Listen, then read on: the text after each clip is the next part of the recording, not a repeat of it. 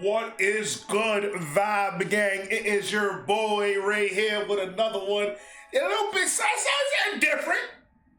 Something different. You know I gotta make everybody happy. I gotta get all spectrums of this world, baby. It's not only music. I also watch other shit. My man Bill Burr right now, he's talking about, what we talking about, Bill? I need to get a catchphrase from Bill. I need to get a catchphrase for every time I do a Bill Burr. I'm excited. I'm sorry. I love comedy. I love watching comedy. Bill Burr is hilarious. So if you get offended very quickly, see you later. If you don't get offended, welcome. We're going to have some fun tonight. Bill Burr's talking some crazy shit right now. We need to come up with a saying for Bill Burr. I think about it, and I'll bring it back to you. Don't even worry about it. Bill Burr, Black Friends Clothes and Harlem. It's already starting saucy. That's already, a nigga from Brooklyn, he said, a white man talking about blacks, black clothes, Harlem, and all that. People gonna get angry, but I don't care, because I love Bill Burr. That man's hilarious. Bill Burr, my guy, it is on you. Let's have some fun, man. Actually, I got a couple of friends of African persuasion, and I gotta get rid of them, man. I gotta admit to you. I'm finding I'm spending too much money on... That would have not flown. No, I gotta get rid of them? You can't say that. Bill, you can't say that. A lot of people get offended at it. Look, I'm gonna tell you something right now. Bill Burr, I've been watching Bill Burr for a long time. And there's one thing, he doesn't give a fuck. He doesn't care about what he says. He gonna say, you don't like it, it is what it is. So I love that shit. That's real nigga shit. Let's go, Bill. Actually, I got a couple of friends of African persuasion, and I gotta get rid of them, man. I gotta admit to you. I'm finding I'm spending too much money on clothes, hanging out with them, because I gotta like fucking try to keep up with their wardrobe. It's like every time they go out, they got all brand new shit on. All brand new shit. So when I show up with my white version of brand new, which is, I basically, I ironed the shit, right? I ironed it, right? It's new. Yo, I ain't gonna lie to you how many times I know I've done this. I'm going out with my boys. I know how they dress. And then I come out, like, I got $30 in my pocket right now. I didn't get so brand new that they ain't gonna look at the rest of the shit that I got on. So if I get a brand new fucking shirt that costs me $30, it's gotta be flashy. That's just gonna have sirens on it and caution tape so these niggas can pay attention, because I'm gonna be wearing the same sneakers I wore yesterday. It's a bad habit that we have as people in general. And I still have it. You think these hats are free? No. Of brand new, which is, I basically, I ironed the shit, right? Right. I ironed it, right? It's new. They just start trashing me. I can't keep up with them, man. They got like fucking 58 pairs of sneakers. Ever notice that shit? Like every color fucking Timberland? And I don't give a shit what fucked up color their shirt is. Yeah, he definitely hanging out with somebody in Harlem. This nigga said all different colors of Timberlands. I had the black suede. I had the baby blue suede. I had the original, the construction boots. I had the originals. Which ones I had? I had one that it looked like a blood flag, but it wasn't a blood flag, but it looked like a blood flag. I took them off the same night. I had some green ones. It was like a 4-inch green. It was so... Why are you talking shit, Bill? Relax. That shit, like every color fucking Timberland. And I don't give a shit what fucked up color their shirt is. They got a pair of shoes to match it and a hat. That's a fact! That is a fact! Bill Burr talked that shit, brother. That is a fact! I learned something about moving to Florida. I've learned something about living in Florida. Motherfuckers don't match out here. And then they have the audacity to make fun of me, talking I look like a crayon box. Cause I match from head to toe? That was a problem? Bill, relax. Now you're getting personal. Bill, you're getting personal now. Don't talk about my shit, man. Give a shit what fucked up color their shirt is. They got a pair of shoes to match it and a hat. It's It's like a rule or something. That's a fact. They're the worst. Even when you wear some new shit, there's like some sort of rule that you gotta like space out the amount of time within which like that you wear it. Because God forbid you wear the same shirt within a 10-day period, one of them's gonna notice. They're facts. All of a sudden just look at you funny like, this motherfucker's got the same shit he had on last Tuesday. And then the whole crowd's like, oh, shit! That's a fact. That is, oh my God, he's got it to it. See, this nigga was born and raised in Harlem? Was he born and raised in New York? Because this nigga's, he's getting into the T of exactly what we do to each other. Like, yo, you seen Pablo's shoes? Them stay nasty. They still got the scuff mark from the club 2 weeks ago, nigga. He hasn't cleaned them or nothing. He still wear. Hey, where you got them shoes at, nigga? Salvage yard? You nasty nigga. Change that shit, man. We are horrible. And we should change that. We need to uplift each other. But don't come with nasty ass shit around me, nigga, because I am going to roast you. That's a fact. And then the whole crowd's like, oh, shit! Right. Then everybody just starts making fun of your fucking clothes. First they do the math, like, what was that, 5 days ago? 5 days? This motherfucker got 5 shirts! He got 5 shirts! And they start breaking it down. Yo, his first shirt be saying Monday, next shirt be saying Tuesday. Yo, on the weekend, he ain't been wearing no shirt. Oh, fuck. I'll tell you, that's actually funny. You know what? That's actually how I judge black guys now. When I first came to the city, like, all black people scared me. No, I was like the typical white dude from like the suburbs, you know what I mean? Had no frame of reference, you know? So my only frame of reference with black people was like remember those early 90s gangster rap videos? Throw the fucking LA riots in there, man. It was fucking horrible PR. I'm watching the videos, he's got a nice car, he's got all the women, and he's still fucking mad. These black dudes are never happy. No, hold on. Now that's a white man perspective of seeing something like that. That's a white man. Like, nigga, you got a $20 million car. You got 13 girls in the back shaking all types of asses. You got the fresh U Timberlands with the Jordans on the side to switch them out before you get to the club. And $13 million in change. Why are you mad, nigga? Relax. See, you think of it like that, but we think of it a whole different type of fucking way. For some fucking reason. I don't know why, man. Mad! These black dudes are never happy. But after 10 years of living in the city, this is how I narrow it down. Whether a black dude scares me or not. Black dudes with dirty sneakers scare the fucking shit out of me. That's a fact. That's a fact. Hey, speak your truth, nigga. That is a fact. A nigga with dirty sneakers? No, sir. No, sir. Because you know exactly what that nigga, two things gonna happen. He gonna rob your ass and take your sneakers, or he's gonna befriend you, gain your confidence, and take your whole fucking wardrobe. Do not trust a nigga with dirty sneakers, man. He ain't no good, man. The black dude scares me now. Black dudes with dirty sneakers scare the fucking shit out of me. That's a fact. No. I figured out in my head, because I know from hanging out with them, that's the last shit that they're gonna let go, the immediate shit that they have on. So I think, you know, if his sneakers are fucked up, that means his life is fucked up. Every time he leaves his building, the whole neighborhood, oh, shit! Everyone starts making fun of him. He's on the train in a bad mood. I kind of have this howdy-doody, kind of mug me kind of face. I'm not saying something's gonna happen, I'm just saying, I'm paying attention.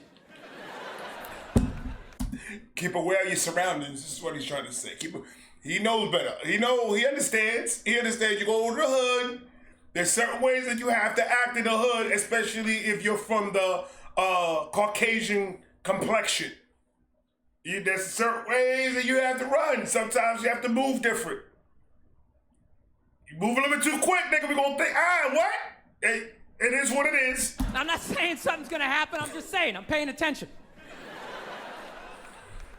So I've been seeing this girl recently, this black girl, right? She lives up in Harlem, you know, gone out like 3-4 times, you know. First time we hung out in like the Village area in New York, you know, which is sort of like a racially mixed area. So shit was cool, you know what I mean? Second time we hung out was more like Midtown, you know. Then the third time, she called me at like 3:30 in the morning, and she wanted me to come up to her apartment, right? So it's 3:30 in the morning. I knew my man Bill Burr had some jungle fever, man. He married to a black girl? I think his wife is black. I don't care, man. Bill Burr's a nigga. I don't care what no one says. And she wanted me to come up to her apartment, right?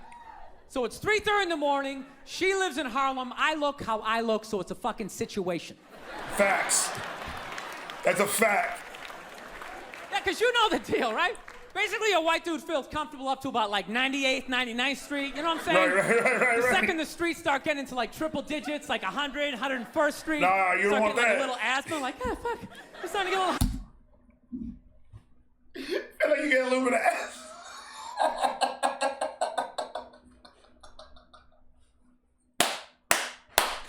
Oh, shit. Yo, I wanted to find out, is these true stories that he be saying? Because the detail is ridiculous. I honestly believe that this happened to this man. I'm sorry that Bill Burr had to go through that shit, man. That's just rough, man. Digits, like 100, 101st Street. Start getting like a little asthma. Like, ah, fuck. I'm starting to get a little high up here. You feel that little tightness in your chest? Can you feel that? 106th Street, you're like leaning on shit. Like, dude, where'd all the cabs go? How come there's no taxis up here? Dude, what's a bodega? I don't know what that is. Let's get the fuck. What's a bodega? Oh, dude, this man is hilarious. Oh, Bill Burr is fucking hilarious. He said, what's a bodega? That's a place where you go inside. They have a little bit of everything. They got a cat laying on top of a loaf of bread. First off, you know they're gonna have some psyched out bachata. Oh man, they get playing. And one of those three is gonna be playing in the background. Not too loud enough where you can hear it and say, what did they say? And then you're gonna have a whole bunch of old grandmothers with shopping carts full of rice, cans of beans, and 6 to 7 pounds of meat. Pause. And the nigga behind the counter is gonna try to speak to you in English, and you ain't gonna understand nothing. That's a bodega, sir. Dude, what's a bodega? I don't know what that is. Let's get the fuck out of here. So I'm praying to God she's gonna tell me to take the subway, get off at like 105th Street, 103rd, which is like the first stop in Harlem where I can still look over my shoulder and see like all the white people like disappearing over the horizon, But she goes, no, man, you want to get on the Uptown 2-3 train, you want to get off at 125th Street. I'm like, God, fuck, 125th Street. Fuck that. Jesus Christ, that's like right in the middle of everything. I'm gonna be surrounded on all four sides. I can't fucking do this. Understand other people's struggle. What we do is nothing as simple as going to a bodega and then walking 125th Street to your house. And that's not an issue. That's your normal day to day. Look at the struggle this man is going through doing what you do like nothing. You have to understand other people's perspective on things. You have to understand that shit sometimes. All four sides, I can't fucking do this. So, at this point, I'm really trying to hide like the bitchy tone that's starting to creep into my voice, Right. And I'm trying to ask for really specific directions for when I get up there, because I want to know exactly where I'm going. So she starts naming the streets I have to go down, and every other street up there is named after like a black leader, She's like, make a left on Adam Clayton, take a right on Frederick Douglass. I'm like, ah, fuck Adam Clayton. Yo, dude, go on the internet, look up Adam Clayton. Did he kill a bunch of white people during the slave revolt? Dude, I ain't going up there till I know what Adam Clayton did. Fuck this shit. So at this point, I'm really having a battle with myself. Because I'm thinking I can't do this, right? I'm like, I can't do this, but my dick's going, no, come on, man, we can do this, all right? Just relax. Pull yourself together. That niggas dick don't give a fuck. Niggas go, hey, you good? Ain't that gonna happen to you. I called him before we left. Get the fuck out of here. Come on, man, we can do this, all right? Just relax. Pull yourself together and get on the goddamn train, right? So as always, I listen to my dick. Oh yeah, I get on the train. By the time I get up there, it's like 5 or 4 in the morning, right? I'm staying on like Malcolm X and like Danny Glover or some shit, right? don't even know who That nigga said no, he's in the middle, 125th between Danny Glover and Malcolm X.